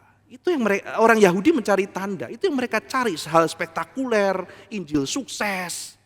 Nah kalau kita cari itu, saudara, wah ini gereja saya mau datang. Oh kamu kok begitu? Pride-nya muncul, saya pun jabatan ini, rebutan ini, ingin sesuatu terjadi, ingin membalaskan Tuhan, kasih dia sakit kanker, isinya kayak begitu terus, saudara. Ya, ingin pengharapan apokaliptik tiba. Yaitu dengan kerajaan Allah datang dan semua musuh-musuh saya dihancurkan oleh Tuhan. Orang Yahudi mencari tanda. Nah sebaliknya orang Yunani saudara mencari hikmat. Maka kalau bagi orang Yahudi, Injil apa? Salib. Salib orang digantung. Jelaskan bagaimana orang yang digantung, yang mati ini adalah juru selamat. Nah masuk logika saya. Ini bukan kemenangan sama sekali bagi orang Yahudi yang mencari tanda. Ini tanda kekalahan, tidak bisa, dia harus jaya dong. Saudara sekalian, minggu lalu saya berkhotbah mengenai kalimat Paulus, sebab aku tidak malu akan Injil. Atau terjemahan bahasa Indonesia, aku mempunyai keyakinan yang kokoh akan Injil. Saudara, pada zaman itu orang Kristen tuh merasa malu kalau misalnya mereka percaya Kristus. Kenapa? Karena Kaisar mengatakan, aku adalah soter, aku juru selamat. Aku yang adalah juru selamat atau soter ini memberikan shalom, eirene, damai sejahtera. Maka aku memberikan kabar baik bagi seluruh negara yang dijajah. Soter, juru selamat, memberikan damai sejahtera, eirene, dan memberikan kabar kesukaan atau Injil. Saudara, maka ketika penulis-penulis Injil menulis bahwa Yesus adalah juru selamat, Injil kabar baik itu adalah tentang salib Kristus Yesus. Injil itu bersifat polemikal. Jadi kalau ada saudara mengatakan mimbar gereja apa urusannya sama politik, semenjak saudara baca Alkitab, firman Tuhan mengarahkan segala sesuatu termasuk politik. Injil itu polemikal. Oh Kaisar bilang begitu, juru selamat palsu kamu. Injil meskipun sederhana punya daya ledak, dan Injil itu saudara punya kekuatan konfrontatif. Itu sebabnya ada orang mengatakan heran sekarang. Kenapa tidak bisa seperti dulu? Injil itu ketika diberitakan ada dua hal terjadi. Ada orang yang bertobat diubah oleh Tuhan. Yang kedua ada orang marah-marah karena tersinggung. Tapi zaman sekarang firman Tuhan diberitakan. Tidak ada yang berubah, tidak ada yang marah. Semua aman. Saudara sekalian, jangan-jangan bukan berita Injil yang asli yang dikumandangkan. Injil yang palsu, Injil yang kemegahan. Ya orang senang jadi Kristen saudara. Oh, ayo datang, kalau kamu jadi Kristen, kamu akan jadi sukses. Tidak heran flexing itu laku, saudara. Flexing itu loh, saudara. Orang-orang yang jualan judi atau apa nggak jelas itu, yang pakai istilah trading, kerennya investasi, judi itu. Dan beberapa banyak orang Kristen yang ketipu, yang hal seperti itu. Tapi kenapa tertarik? Karena memanfaatkan keserakahan manusia. Saya masih ingat ketika kuliah desain grafis. Dosen menjelaskan, desain interior itu urusannya dengan ergonomi. Kamu duduk gimana kursinya bagus dan sebagainya. Kita orang grafis, urusan kita adalah alam bawah sadar manusia. Kita memanfaatkan bagaimana manusia merasa diterima, bagaimana manusia merasa dihargai, bagaimana keserakahannya itu kita penuhi untuk membeli. Itu tugas kita, kita dibayar untuk itu. Maka saya dilematis, wah celaka gitu. Saya dibayar untuk membuat orang serakah. Saya memanipulasi keserakahan orang untuk membeli. Apa memang harus begitu? Atau ada cara lain? Saudara, memanfaatkan keserakahan manusia. Orang kepingin kan, saudara lihat, wah dia kasih lihat video gitu ya, pergi lihat Ferrari. Berapa Ferrarinya? Ini lagi bangun tidur nih guys, lagi gak ada kerjaan, telepon dealer Ferrari, beli aja deh. Berapa mas? Berapa mas? Oh 16 miliar saja. Wow, murah banget gitu. Lah kita saudara nyicil mobil apa yang LGC itu ya, yang city car yang kecil itu pun masih nyicil 6 tahun loh saudara gitu kan ya. deg-degan ditarik sama debt collector gitu. Lah ini kok murah banget 16 miliar gitu kan. Wah ini dia apa? Ini lihat saudara, saya cuman begini, ini naik, ini turun, pencet ini, lihat ini, dapat $7.000 hanya dalam waktu 1 menit. Siapa yang nggak kepingin saudara? Akhirnya dikibulin, semua modal apa ditaruh situ. Itu kan cara memanfaatkan orang, dan orang ikut kenapa? Karena kepingin kayak begitu. Serakah, kepingin seperti itu. Nah ternyata kok pengkhotbah ikutan di zaman itu. Zaman sekarang juga mungkin begitu, pakai jasnya yang keren, yang mahal, yang apa. Lihatlah begini, kamu mau diberkati? Ikut saya, sama saudara. Lah ikut Pak Tong, diajak Kapin. Pergi, kasih pembinaan, ikut speak gitu. Apa kerennya gitu ya, komunitasnya yang keren, yang jaya, yang menang, apa gitu kan. Jadi saudara sekalian kalau kita melihat di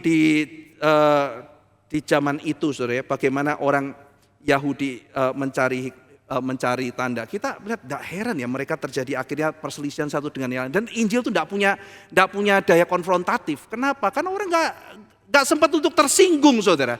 Kalau saudara baik-baik dibilang kamu berdosa masuk neraka, saudara marah gitu. Masuk neraka maksudnya apa? Lu paling benar sendiri. Kamu kalau nggak percaya Tuhan Yesus masuk neraka, lu bisa begitu? Masuk neraka, emang siapa lu gitu? Marah saudara, tersinggung. Maka itu dikatakan kalau Injil sejati diberitakan, dia mengubah manusia, menyelamatkan manusia atau membuat manusia tersinggung gitu. Tapi zaman sekarang Injil diberitakan, tidak ada yang berubah, tidak ada yang tersinggung juga, semua aman. Tidak mengusik. Nah saudara sekalian, orang Yunani mencari hikmat.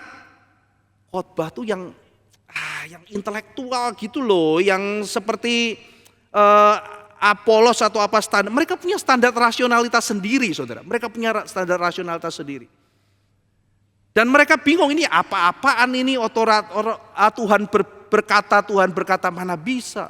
Tuhan bilang tidak boleh berzina. Kenapa tidak boleh zina? Karena Tuhan menghendaki, Tuhan adalah kudus. Tahu dari mana Tuhan ada? Tuhan itu siapa? Tuhan satu atau banyak? Segala sesuatu dari siapa? Segala sesuatu dicipta oleh Tuhan.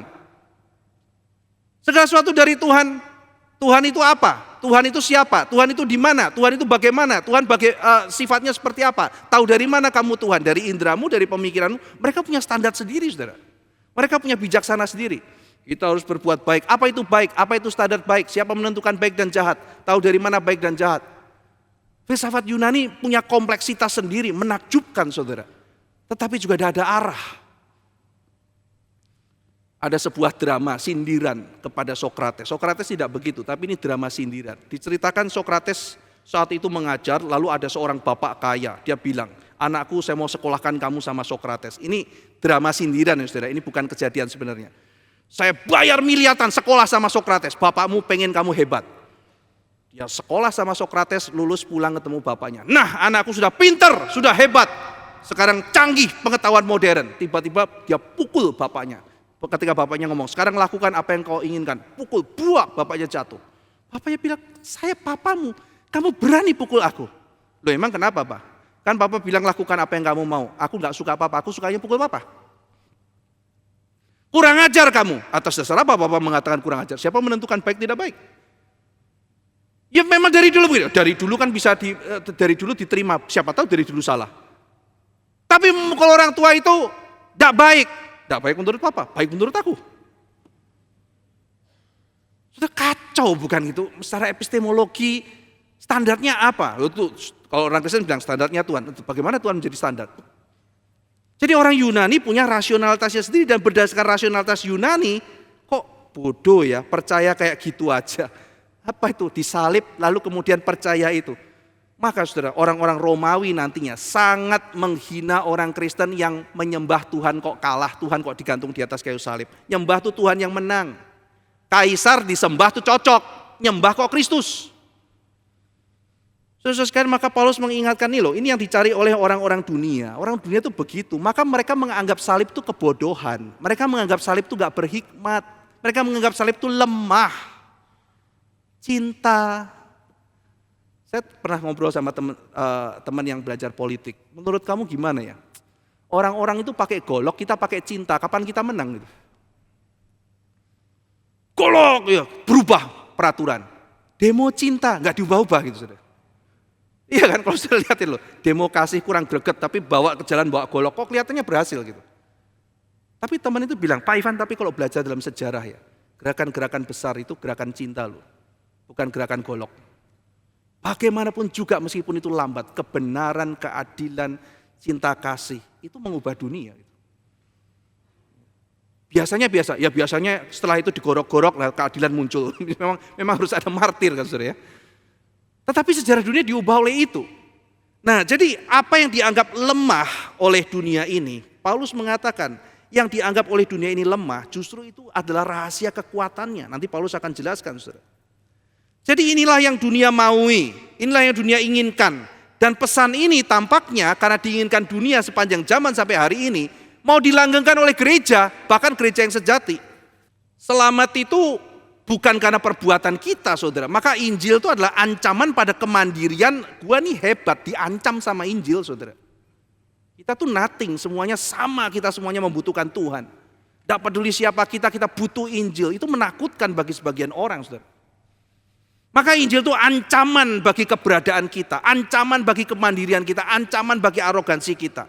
Salib itu menurut Paulus, begitu kamu lihat salib artinya apa? Aku nggak bisa apa-apa. Aku nggak bisa selamat kecuali salib. Maka salib itu menantang arogansi manusia. Jadi kalau kita melihat dalam dunia marketing, kita belajar menemukan apa yang diinginkan oleh konsumen. Sebelum kita jualan, kita mesti tanya apa sih yang mereka inginkan. Tangkap dulu apa yang mereka mau. Setelah apa yang mereka mau kita temukan, lalu kemudian kita kemas produk kita. Apakah produk kita sudah sesuai dengan apa yang mereka mau? Itu dalam marketing ya saudara ya. Yang ketiga saudara, yang ketiga adalah bagaimana delivery atau komunikasi yang baik sehingga akhirnya bisa masuk ke mereka. Oke, dalam dunia marketing seperti itu. Tapi saudara, ada berita yang tidak pernah diinginkan oleh mereka, tapi demikian penting mengenai keselamatan. Jadi kalau tunggu mereka ingin, gak akan bakal bisa. Dan ternyata keselamatan bergantung pada itu. Maka di sini saudara-saudara sekalian, Paulus menolak untuk memberitakan hikmat dunia pakai cara dunia. Nanti ada desakan Paulus mengatakan, aku mau bersandar kepada Injil Kristus Yesus. Kuasanya itu bukan pada deliverynya yang hebat, tetapi kepada kekuatan Injilnya. Bukan berarti Paulus tidak belajar delivery, saudara. Dia mempunyai kepekaan yang luar biasa. Memberitakan Injil pada orang Yahudi, kutip Abraham dan sebagainya. Memberitakan Injil kepada orang Yunani, tidak ada kutip Abraham atau apa. Kutip filsuf. Bahkan kalau saudara mempelajari kitab suci, tampaknya dia akrab dengan stoiksisme. Karena beberapa kalimat-kalimat istilah penting dalam stoiksisme itu muncul di dalam tulisan Paulus. Khususnya saya sudah pernah membahas di kitab Filipi. Ada istilah kecukupan diri yang sangat khas dalam filsafat stoik. Dimunculkan oleh Paulus lalu kemudian diredeem dengan kecukupan di dalam Kristus. Nah saudara sekalian, maka Paulus bukan tidak mempelajari apa yang dipikirkan oleh orang lain. Bukan dia tidak mengerti apa kebutuhan orang lain. Tetapi dia menyadari bahwa yang paling utama adalah kebersandaran kepada firman Tuhan. Pesannya yang dari Tuhan. Lalu kemudian apa yang disampaikan adalah sesuatu yang dari cara kehendak Tuhan. Dunia menginginkan saudara-saudara sekalian, pesan yang hebat, yang semarak, disampaikan oleh komunikator yang memukau, dengan cara yang paling memukau. Maka saudara-saudara sekalian, Paulus mengatakan, saya tidak mau seperti itu. Jalan salib tidak boleh diganti dengan jalan kesuksesan. Kita tidak boleh membiarkan akhirnya mimbar dan gereja Tuhan dipersonalisasi oleh keinginan kita. Saudara. Ada orang yang bilang, Pak Ivan, ini kan dunia maju, pendidikan maju, komunikasi maju, medsos maju. Masa sih khotbah masih 2000 tahun masih modelnya kayak begini? Bikin kayak apa yang gak khotbah Pak, talk show atau mimbar gereja, nanti kadang-kadang apa diskusi. Saya gak bisa bayangin saudara. Khotbah minggu jadi diganti diskusi. Terus saya bilang, sekalian aja nyanyinya diganti nge-rap kayak puisi atau mancing bersama atau apa gitu. Kacau jadinya gitu kan. Kenapa mesti pakai metode yang lama yaitu khotbah itu? Saudara, karena memang intinya itu bukan delivery yang menarik, bukan. Ini adalah kehendak Tuhan, pesannya dari Tuhan. Caranya adalah dari Tuhan. Itu yang kita mau nyatakan sehingga ribuan tahun yang akan datang gereja masih terus memegang apa yang Tuhan kehendaki. Saudara sekalian, Dunia mau pesan dari dunia. Tuhan punya pesan sendiri dan Injil itu tidak boleh digeser, saudara. Injil tidak boleh digeser. Saudara, kalau kita memikirkan gereja di zaman pertama, salib, Kristus, Injil itu ada di dalam benak setiap orang yang bertobat. Jadi tiap orang menjadi petobat baru, mereka pikirnya apa, saudara? Saya ini laskar. Saya ini serdadu. Saya ini tentaranya Tuhan. Saya dipanggil untuk berperang. Itu pikiran orang bertobat. Terima Tuhan Yesus, yang dalam otaknya adalah saya siap perang. Saya mau untuk Tuhan, mau melayani Tuhan. Saya murid Kristus. Lalu kemudian setelah itu saudara, dia pergi ke persekutuan orang kudus, pergi ke gereja. Apa yang menjadi pikiran dia? Ini barak, ini tempat penempaan, ini tempat latihan. Saya pulang, saya akan perang. Saya akan beritakan Kristus kemanapun. Mereka itu saudara-saudara bikin kelompok, lalu pindah kota, bikin kelompok lagi, bikin terus menyebar begitu cepat. Dari 3.000 orang jemaat pertama menjadi 6 juta hanya dalam beberapa tahun saja. Dalam beberapa ratus tahun saja menjadi 6 juta manusia. Pertumbuhan yang begitu cepat. Saudara, ketika kita studi mengenai gereja yang pertama, itu menakjubkan luar biasa. Gereja itu merasa saya ini adalah tentara yang dipanggil untuk melayani. Image gereja itu apa, saudara? Pemberitaan Injil. Image gereja apa? Salib. Image gereja apa? Pemuritan. Image gereja apa? Siap menderita bagi Kristus. Itu orang Kristen, saudara. Saya rela, saya penuh cinta, saya mau untuk Tuhan, saya berani, saya mengabarkan Injil, saya melayani, saya dipanggil untuk itu. Bahkan profesi-profesi yang paling penting adalah profesi-profesi yang bersifat pengabdian. Zaman itu, saudara, 2 profesi namanya dokter dan namanya guru. Kalau saudara mempelajari tradisi Romawi, itu pekerjaan budak. Tidak ada yang mau jadi dokter, tidak ada yang mau jadi guru. Budak tuh disuruh jadi dokter, disuruh jadi guru. Tetapi karena orang Kristen membaca firman Tuhan, heal the sick, sembuhkan yang sakit. Maka dia pikir, saya mau jadi seorang dokter, saya mau jadi seorang guru. Maka di dalam komunitas yang memiliki jumlah dokter terbanyak pada zaman itu adalah komunitas Kristen. Bukan karena menawarkan jaminan hidup yang baik, tapi karena dia merasa ini profesi yang sangat penting di zaman yang penuh dengan kesulitan, sakit, penyakit. Perlu banyak dokter, orang Kristen terjun. Zaman sekarang kalau saya ngomong gini, saya di sekolahan ngomong gini, anak-anakku apa yang Tuhan percayakan pada kamu, apa yang menjadi kebutuhan, kejar itu. Saya diomelin orang tua. Gara-gara Pak Ivan anak saya gak mau bisnis. Gara-gara Pak Ivan anakku jadi pendeta. Dimarahin sama orang tua, saudara. Kenapa? Karena yang dikejar bukan Injil Kristus, yang dikejar adalah apa yang dicari orang Yahudi, apa yang dicari orang Yunani, diversikan Kristen. Tidak heran gereja isinya ribut terus. Saudara sekalian, apa yang dicari oleh gereja seharusnya? Salib, berita Injil. Saya pergi untuk dipakai Tuhan, diperlengkapi. Christian Smith, seorang sosiolog Amerika, mengatakan, gereja sekarang image-nya bukan tentara. Gereja sekarang image-nya adalah tempat terapi. Aduh, aku kesepian nih, lonely, ke gereja Aduh, aku banyak kekecewaan, sedih, penuh dengan kegalauan, aku ke gereja. Karena Kristus akan menyentuh aku. Oh, bebanku begitu berat, terhimpit dengan beban berat. Beban dunia menjera, lalu ku datang pada Yesus. Kenapa datang pada Yesus? Karena kamu berdosa? Karena apa? Tidak, karena bebanku berat. Biar dia mengangkat bebanku. Dia jamah segenap hidupku. Bertobat? Enggak, saya bebannya berat aja kok. Dan aku perlu terapi. Maka orang selalu menggantikan gereja itu apa? Komunitas yang menyenangkan, Teletubbies Club, ya kan? Semuanya tersenyum, berpelukan. Loh, kok aku gak disenyumin? Kecewa aku. Isinya gitu tok, saudara, kerjaannya. Capek loh ngeliatin gitu. Ini zaman kita tuh kayak begini. Kita masih mau begini atau kembali, saudara? Kita bukan kembali cuma 10-20 tahun. Kembali seperti semangat gereja mula-mula. Kita dipanggil untuk perang. Kita dipanggil untuk memberitakan Injil. Kita dipanggil untuk melayani. Imajinasinya itu loh. Ketika saya baca Christian Smith, sekarang gereja tidak lagi seperti barak. Gereja seperti tempat terapi. Wah, something wrong ini. Dan itu imajinasinya anak-anak muda sekarang. Dan begitu banyak orang. Gereja tuh celakanya, imajinasi yang benar pun tidak muncul. Kalau imajinasi yang benar tidak muncul, kata Kierkegaard, tidak ada imajinasi, kita nggak akan ke sana.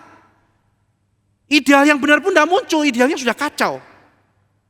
Yang diinginkan adalah apa yang diinginkan orang Yahudi, apa yang diinginkan oleh orang Yunani, bukan apa yang sebetulnya menjadi esensi daripada salib Kristus. Maka saudara-saudara sekalian, Paulus memberikan antidot dari itu, yaitu salib Yesus Kristus. Saudara, Paulus mengatakan begini, Injil itu sederhana loh, salib itu berita yang simple, dianggap bodoh. Jadi kalau kita dianggap bodoh saudara diledek, dianggap bodoh, dianggap lemah, terima. Bukan saudara bodoh, mereka yang bodoh gitu. Paulus mengatakan mereka anggap kita bodoh, tapi permisi tanya, kata Paulus, di mana orang berhikmat? Maksudnya begini saudara, orang paling pintar dengan kekuatannya sendiri apakah bisa mengenal Tuhan? Tidak bisa, kecuali Tuhan mewahyukan via Kristus, baru kita mengenal Tuhan sejati. Filsafat boleh maju, pendidikan boleh maju saudara, dari kurikulum KTSP, kurikulum tematik, masuk kepada kurikulum merdeka. Permisi tanya, apakah korupsi berkurang? Apakah masalah dunia selesai dengan teknologi? Oh, teknologi kurang canggih. Ada yang mengatakan sistem, ada yang mengatakan birokrasi. Kalau birokrasi diubah, sistem lebih baik, kita tidak akan korupsi dan sebagainya. Ya mungkin itu membantu. Tapi permisi tanya saudara, apakah itu menghentikan kejahatan? Tidak. Manusia dengan segala kecanggihannya tidak bisa menghentikan dosa. Dan apa artinya? Artinya manusia tidak bisa diselamatkan. Jadi kemajuan tidak bisa menyelamatkan. Orang paling pintar gak bisa selamat. Militer paling hebat gak bisa selamat. Maka Paulus tanya, siapa yang nyelamatin? Tuh, berita yang kamu anggap bodoh, berita yang kamu anggap itu tidak beriman, berita yang kamu anggap lemah, ini kekuatan Allah. Saudara, mari kita menghargai Injil, menghargai salib yang sudah kita terima. Itu adalah rahasia paling penting, kekuatan paling dahsyat dalam alam semesta. Mengapa kita mesti malu? Saudara, aduh kita minder ya, ini saya bicara sama profesor, dia ahli, saya dihina. Saudara kalau nggak ngomong, profesor binasa. Betapa dahsyat yang kita miliki saudara. Dan gereja harus menyadari itu, saya punya salib Kristus yang kita akan rayakan sebentar lagi. Salib itu mulia, salib itu dahsyat, salib itu kuat. Salib itu hikmat paling tinggi. Saya boleh dihina karena saya orang sederhana, tapi kalau dia tidak tahu berita Injil itu, dia binasa. Mari kita saudara-saudara sekalian datang dengan iman yang teguh. Salib adalah hikmat yang mempermalukan orang berhikmat. Kekuatan yang mempermalukan semua kekuatan dunia. Cara Allah menyelamatkan dunia adalah melalui salib. Nah kalau kita saudara sebagai seluruh jemaat Allah, fokus mengejar itu, menghayati itu. Melihat salib Kristus, bersyukur atas kekuatan Allah. Dan sibuk untuk terus membawa berita kemenangan Allah ini kemana-mana. Ya gereja tidak ribut saudara, tidak ada waktu untuk partai Apolos, partai ini, partai itu gitu kan. Karena setiap orang merasa Tuhan saya diperlengkapi, saya bersyukur oleh Tuhan. Dan Paulus mengingatkan, kamu ingat ya, kamu udah hebat ya, kamu tahu nggak kamu itu dulu siapa? Di antara kamu nggak banyak loh orang yang hebat, di antara kamu kebanyakan orang biasa. Ingat nggak, kita berhasil, kita bisa menjadi seperti ini sukses karena apa? Karena Injil salib Kristus. Karena kuasa salib, bukan karena kamu. Mereka diingatkan sekali lagi saudara. Jadi mereka dipikir, iya ya saya harus punya humility. Saya harus mengingat berita salib. Apa itu salib? Artinya itu tantangan pada arogansiku. Saudara, biarlah pada waktu masuk pada perenungan Minggu Sengsara ini kita diingatkan lagi akan salib, akan Injil. Apa sebetulnya yang kita kejar? Jangan-jangan seperti nasihat Paulus pada orang di Korintus. Kita sudah Kristen, tapi yang kita cari itu keinginan yang dicari oleh orang Yahudi, yang dicari oleh orang Yunani. Yang mereka anggap sebagai tanda, sebagai hikmat. Jangan-jangan kita cari semuanya itu. Padahal saudara-saudara sekalian, Tuhan sudah menyediakan yang begitu indah bagi kita, yang harusnya kita kejar. Kerendahan hati, ketaatan, dan damai sejahtera melalui salib Kristus Yesus. Biarlah kita menjadi orang Kristen yang tidak gampang tergoncang dalam dunia ini dan memiliki keteguhan dalam Kristus. Mari kita berdoa. Bapa dalam surga, sepanjang zaman kami didesak untuk mengikuti keinginan dunia yang berlawanan dengan keinginan-Mu. Berita-berita yang lebih cocok bagi dunia ini. Cara-cara penyampaian yang lebih mengena bagi dunia ini. Tetapi kami percaya ya Tuhan, di dalam kesederhanaan, bahkan di dalam kelihatan kurang cocok dengan zaman. Tetapi kami mau bersandar kepada Kristus Yesus, kepada Injil Tuhan.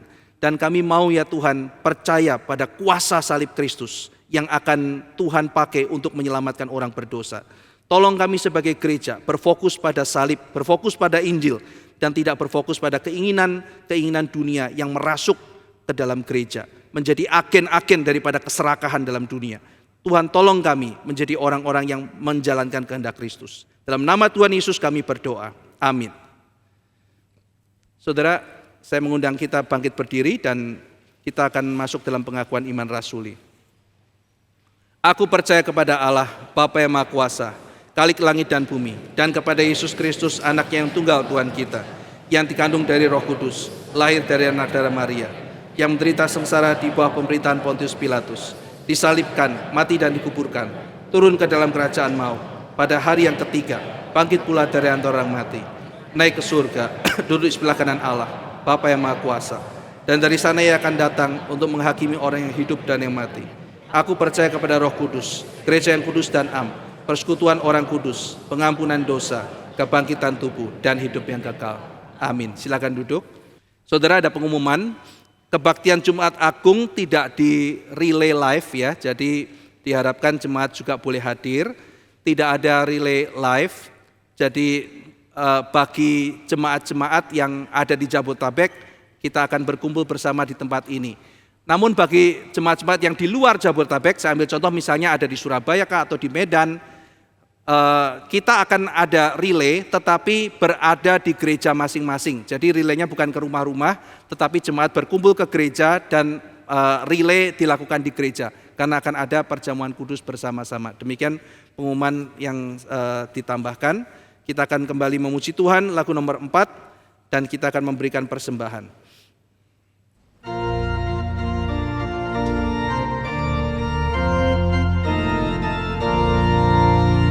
Banyak yang mau masuk surga tak mau salibnya. Banyak yang rindu pahala serta dunia. Tak hiraukan hanya mau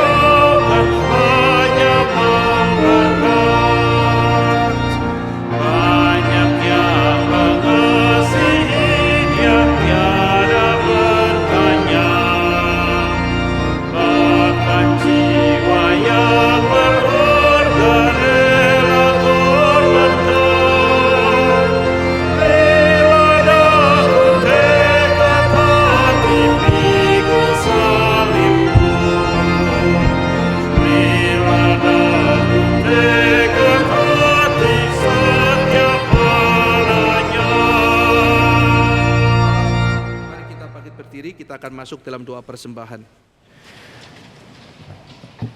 Bapa yang bertata dalam kerajaan surga, kami sungguh bersyukur sekali lagi kami boleh diingatkan dan diteguhkan tentang keajaiban dan kemuliaan dari berita Injil Yesus Kristus. Kiranya ini membawa hati kami untuk semakin rendah hati dan semakin menyerahkan hidup kami kepada Tuhan dan mempersiapkan kami untuk masuk ke dalam Minggu Jumat Agung dan Paskah. Kami juga bersyukur ya Tuhan, pada pagi hari ini kami boleh memberikan persembahan kami. Kiranya ini menjadi wujud hidup kami yang kami serahkan kepada Tuhan. Kiranya Tuhan boleh pakai persembahan ini untuk memperluas kerajaan Tuhan di muka bumi. Terima kasih ya Tuhan, inilah doa kami hanya di dalam nama Tuhan Yesus Kristus, Juru Selamat kami yang hidup, kami berdoa. Amin. Amin. Mari kita menaikkan doksologi dan menerima berkat.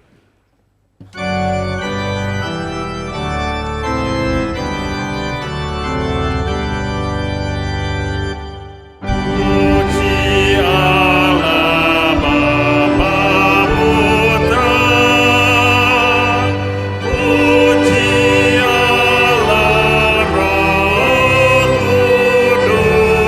Kudus, ketiganya yang esa. Mohon selamat sumber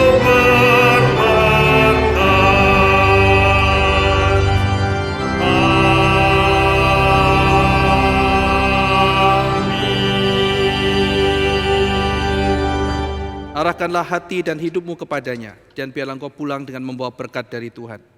Kiranya kasih dari Allah Bapa, damai sejahtera dari Anak, dan persekutuan dengan Roh Kudus akan mengiring dan menyertai saudara senantiasa, dari sekarang sampai kesudahan zaman. Amin.